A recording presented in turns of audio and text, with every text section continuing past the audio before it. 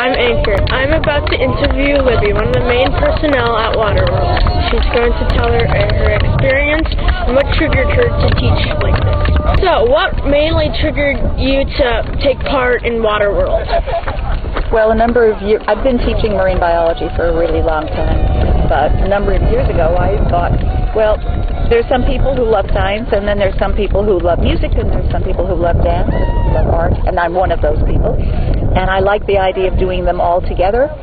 So the Marine Center and Centrum, as an organization, got the idea of let's do a program for kids that combines science and the arts. And I love spending time outdoors with kids. I feel as if they're smart and they discover interesting things.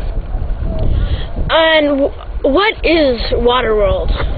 Well, it's a program for 5th and 6th graders who come from all over Washington State, and they come to Fort Worden for 1 week, 5 days, and they get to stay in the dorms at Fort Worden's, and they get to experience movement, visual arts, sometimes music, science.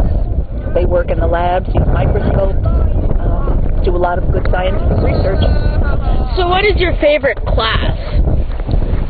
It's this day that we spend outdoors the entire day, and we start at the Marine Center and we walk the entire beach of the state park, and that's a saltwater environment, and then we go and we explore a lagoon, which is a brackish water environment, and then we go to a freshwater pond. So I'd say the 2 days outdoors are the best.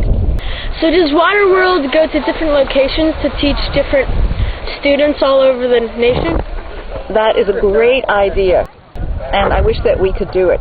It's just very hard because here we have 2 buildings with all of our facilities, all of our microscopes. The beaches are all public access. There's public bathrooms. In other words, we have everything that we need for classes, and we can use the dormitories. When you go to another town or another state, you have to figure that out from scratch, and you'd have to carry all of your science equipment with you, so it's much harder. But I would love to see other places do it.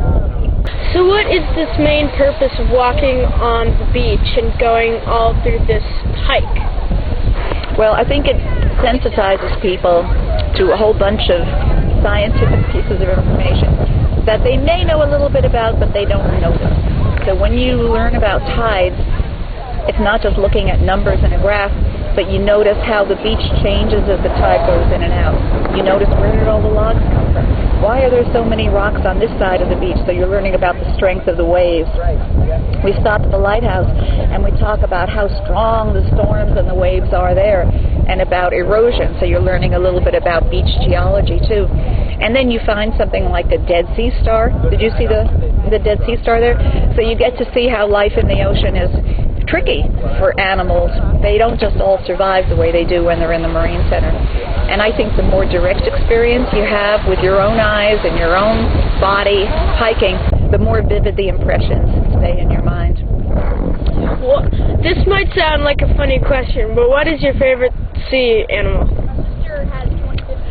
Oh, it would probably be the squid or the octopus, and they're in the same family.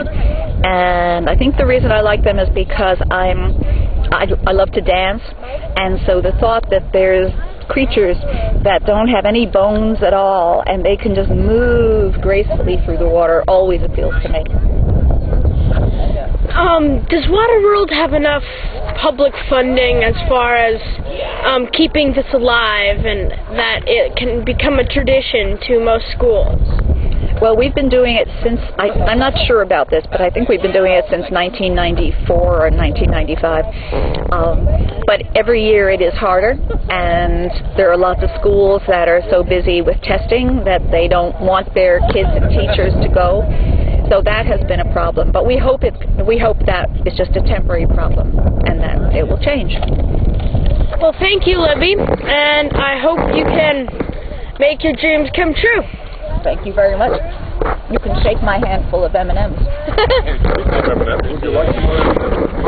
And that was Libby, one of the main personnel at Waterworld, and we just interviewed her at her points at Waterworld. Thank you for watching. My name is Anchor, and I'm a student at Swan School.